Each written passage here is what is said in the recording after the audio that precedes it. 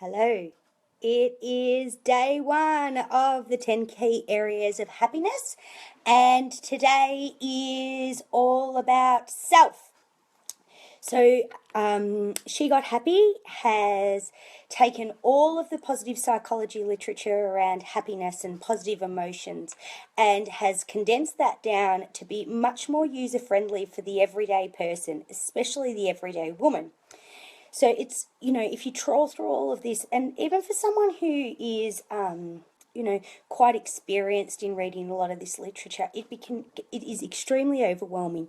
So She Got Happy has decided to, me, obviously, I have gone through every book actually. I'll show you later. I've taken every book, every article that I possibly can about that talks about how do we get happier.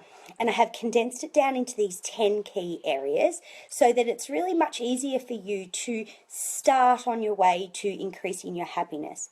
So hard to figure out where we start, and if you're anything like I was, you would start and it wouldn't work or it couldn't be sustained and you'd lose the motivation, and it was, just a tiresome activity. So She Got Happy is all about taking the learnings that I have from studying positive psychology, studying psychology, being a psychologist and seeing private clients, and putting that all together into a nice, easy to understand package for everyday women and men, but everyday women.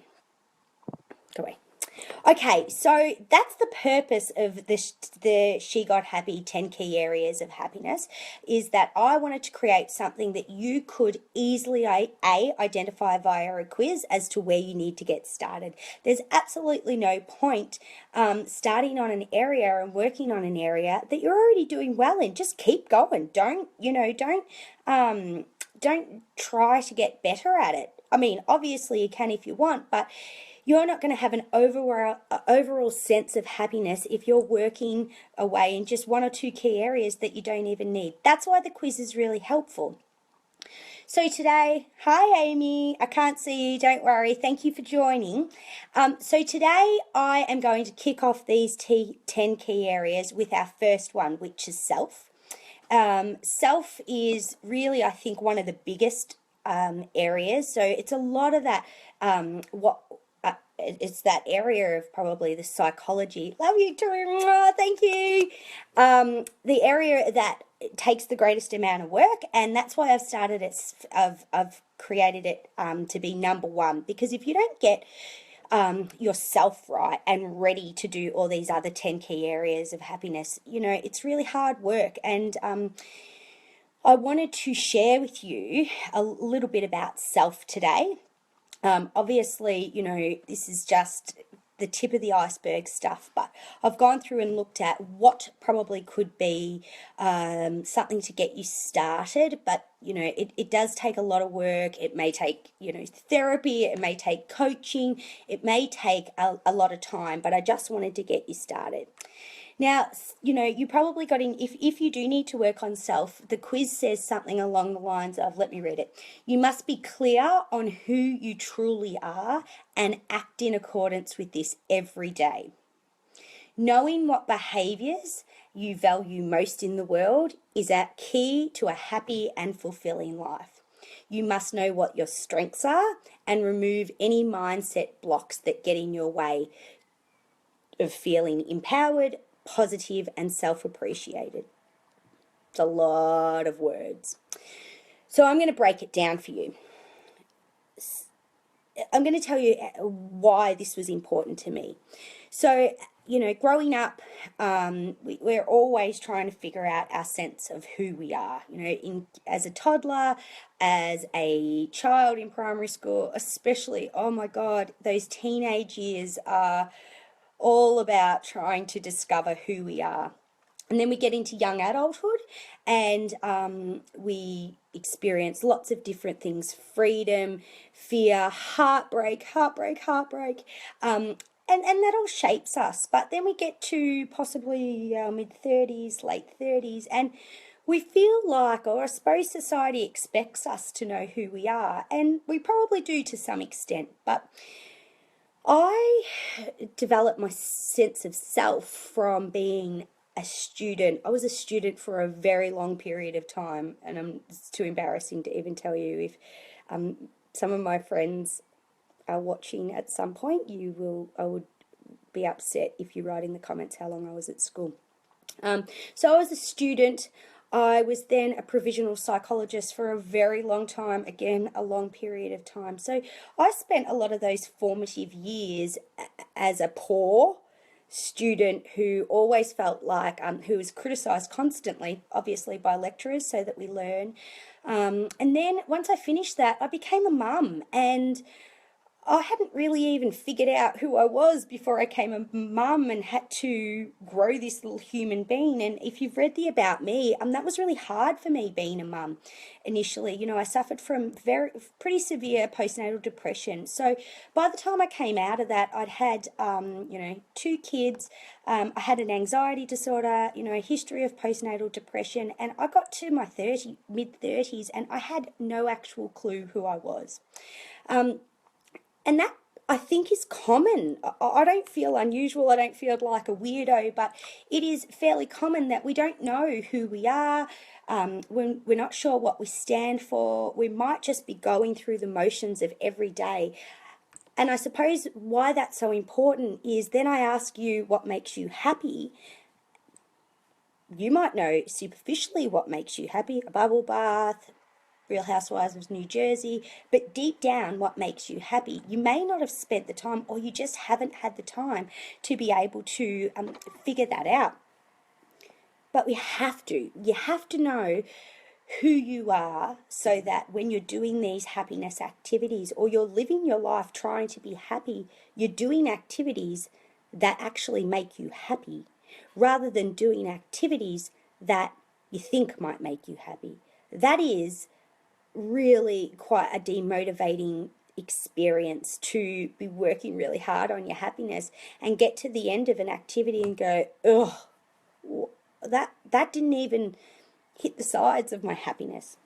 I am reading from notes because I have a tendency to waffle on, if you haven't already noticed. So I do have some pointers. So I'm not cheating, but I just want to make sure that we get through this stuff. So when you know who you are, what you stand for, what you love to do, and what makes you happy, doing activities that are in line with that ultimately can only make you happy. If you know what you love to do, then you can say yes to the things that make you happy and no to the things that don't make you happy. So I talk about in my ebook what drains your happiness, what blocks your happiness. And we tend to get on a treadmill of life of getting from A to B to C to D without truly stopping and A, prioritizing ourselves and our happiness, but B, when we finally do have the time or make the time, if you don't know those things, then you're going to wander around and feel really quite lost, and that's when discontentment and a sense of unfulfillment comes in. So I want you to, I might just share with you that positive emotions page that I shared with you yesterday that you can still get. It's at www.SheGotHappyFabulousFreebies, and it's called a feelings collage. I'm going to show you mine. Mine sits in Pride of Place. There's 2 in my house. There's one in my bedroom. Here we go. I have mine printed out. They're my values down the bottom there. Hang on. God, I don't know what I've done. There you go. There's that positive emotions page that I have created because I can't find anywhere else that has something with everything put together. I'll just turn it back around. So if you have a look at that, I want to know, one of the activities is to start and have a look at it and start thinking about how many of those positive emotions do you experience a day. Before I started doing this, I could probably pick, every day, maybe 2, 3, maybe 4. Now, part of my intentional activity is I look at that every morning especially when I'm sitting at this desk and I'm having technological issues. And I look at it and I think, which ones am I going to put my effort into feeling today? So yesterday I had a horrendous day at work, another job that I do, well, not horrendous, but it was hard work. It was really challenging day. And when I started to feel that anxiety, that stress, and that irritation, I looked at that and thought, you know what, I'm going to change my mindset from being, I don't know what I'm doing, I don't know what I'm doing, to I am actually going to feel really knowledgeable. I'm going to take all that intentional activity and put my efforts into feeling knowledgeable, feeling more positive. So trying to flip that around so that I was putting my energy into feeling positive rather than just letting myself and my habitual automatic thoughts get in my way. If I asked you what made you happy, which I think I did Saturday night, lots of people answer family, travel, shoes, cake, chocolate, holidays. But I think happiness is more than that, because it's very hard to travel all the time, buy shoes all the time, eating cake all the time, although we can. It's a bit of a fine line between, yes, I can do that all the time, but then how's my well-being? So looking at this positive emotions collage and being able to say, what makes me feel like that? There's a lot on there. But if you even started today and picked 5 that make you feel like that, what makes you feel supported? What makes you feel understood? Those are the sort of things, or who or when do I feel like that? Those are the sort of things that you can add to your what makes me happy list. When you can get clear on what specifically makes you happy rather than these general terms, you have a huge amount of control over your happiness. You absolutely can make that 40% of intentional activity can absolutely work to your advantage. So when you have a moment to yourself, you can go and do those activities that are going to boost your happiness straight away. And that takes work at the start. It's really conscious effort that makes you do that. However, after, a period of time, you're going to be like me. You're going to be able to do this automatically. And I'm like a sniffer hound for my own happiness. I drove home from work, which is in the middle, the CBD of Melbourne, to my house, which is, sometimes can vary from half an hour drive to an hour drive in traffic. As soon as I get in that car, I think about what is going to make me happy on this trip home. Do I need to ring someone? Do I need to put a specific song on? Do I need fresh air? Do I need the windows down? I can pick up on that because I have a really good sense of myself. I know what I need. I know what I want, and that's what I want for you today, is really drill down to what is it that I want. So how do you get clear on your sense of self? Well, that's a really hard question to answer, but I'm trying today to just come up with a couple of points to get you started. Excuse me, my notes. So one of the things that the research tells us is that you must be clear on what you value. So, we spend about half to, 2/3 of our time at work. Have you ever been in a job that the values of the organisation aren't congruent with yours? It feels awful. It feels really, really awful. Or have you had a boyfriend whose values aren't the same as yours, or a husband, or a friend? Now, if you have a good sense of your values, you are much, much more likely to participate in activities, spend time with people, or think about things that boost your happiness and your positive emotion. If you're hanging out with people that make you angry, or you disagree with, or say things that you don't agree with, or that are incongruent with your values, it's very hard to feel positive emotions. I mean, if you just watch the campaign, the presidential campaign in America, there's 2 very opposing values there, and people are extremely emotional about it, which, fair enough. But could you imagine spending time with a person like Hillary Clinton or Donald Trump, their values are very different. And if yours are for Hillary, I suppose Donald Trump would be quite revolting. Uh-huh.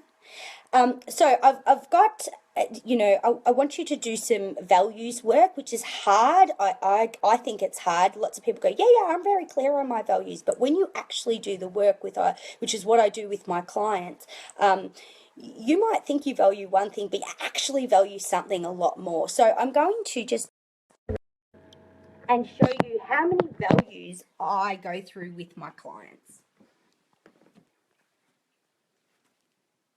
These are some values cards that an amazing organisation called the Langley Group comes up with.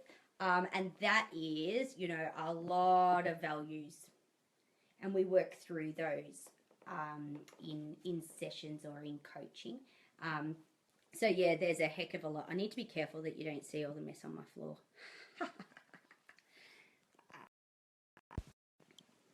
So that's just, that's a list of values there, which you can you can work on. You could work on by yourself. You could, work on it with me. So if you know what you value, you can then spend your time wisely. Speaking of spending your time, what do you spend your time doing? If you are like me, a lot of your time is spent doing things for other people, doing things for your boss, doing things for, your kids, maybe it might be, which is necessary, obviously. We can't just do whatever we want unless you're lucky enough to live that life. But when you do have spare time, do you do things that make you feel good? Do you know what makes you feel good? Do you know what things you like to hear? Do you know what things you like to taste? Do you know what things you like to see? Do you know what things you like to touch and smell? So I had no idea about that until I sat down and did this activity, like a five senses audit, and thought about, what, my house is full of candles that I don't even like the smell of. I would go out for dinner and eat at restaurants that I didn't enjoy the food. In fact, one of my best friends says that I have the palate of a 4-year-old. That's okay. I fought that, tried to go to fine dining a million times, spent a huge amount of money. Actually, you know what I like to eat? Spaghetti bolognese. I've embraced it. Do you do that? One of the things I want you to think about is, what do you know for sure about yourself? What is it that you love? What is it that you like? What is it that you want? What is it that you cannot stand? Figure those things out so that you don't spend your time doing things that you can't stand rather than the things that you love. What are your commandments? What is it that you think to yourself, I will live my life in this way? Because when new things come in, you can easily push them away or embrace them, because they are in line with your values and your commandments. I have a list of 13 commandments. I can't find them right now, but I will share with you on Facebook at some point. One of them includes, don't go 45 minutes more, Melanie. If I spend about half an hour on something, I usually push it to the limits because I'm just greedy for that goodness. But what happens is, say for example, I go out to a day spa, I'll order the 3-hour package. I really only need an hour and a half, because then I get bored and I get restless. So I know for sure about myself that I push things to the limit, and then that makes me unhappy. I know for sure that I want to be a fun mum, so that when those kids come home tonight, rather than be a crank, or as it's called, a psycho gumpy mum, I want to be a fun mum. Sometimes I need to be a kanky mum, but I want to be a fun mum. That's what I know for sure, so that's how I set my life up. What's your mindset like? Do you wake up in the morning and say, this is going to be a shitty day? Probably. Could you change your mindset to be more optimistic? Today's probably not going to be great in many ways, but what can I do to increase the greatness of today? Carol Dweck talks about a fixed or a growth mindset. I'll post this. This is a great little bit of diagram. It's really a summary of her book, which, if you don't want to read the book, this is great. And I have a fixed mindset. I am a sort of person who naturally has a fixed mindset. It does not help me and my happiness, I have since realized. So I used to have this opinion of when I'm frustrated, just give up. It's not worth it. Now I try and change that automatically of what can I learn from this? Yes, this is challenging, but how can I grow? Is this something that may, if I put effort in, will assist me? The last thing is, these thoughts that I've been talking about is keep an eye on your thoughts because they affect your behavior. Hello, Lana. Don't worry, I can't see you. You don't have to message me and freak out. I'm speaking about CBT, so feel free to write in the comments. So consider your thoughts. If they are more of that, fixed mindset type of thinking, you are probably going to behave in a way which matches that. Hello, Kath. Thank you for coming. It's like a little party. You're probably going to act in a way which matches that, and then you're going to feel the same way. So an example for me is I think to myself, I am so exhausted, I cannot be bothered doing anything. I just need to, crawl up in a corner and go to sleep. Now that might be great at 10 o'clock at night, but at 9:20 at my paid job, that's unhelpful because how I begin to behave is, I haven't got the energy to do anything. I can't even send that email. God, this works hard. And then I start to feel all those associated feelings, which is I feel exhausted, I feel unmotivated, I feel irritated, I feel disengaged, I'm not connected with the people around me. If I change that to, I feel tired today, how can I increase my energy? That would be my thought.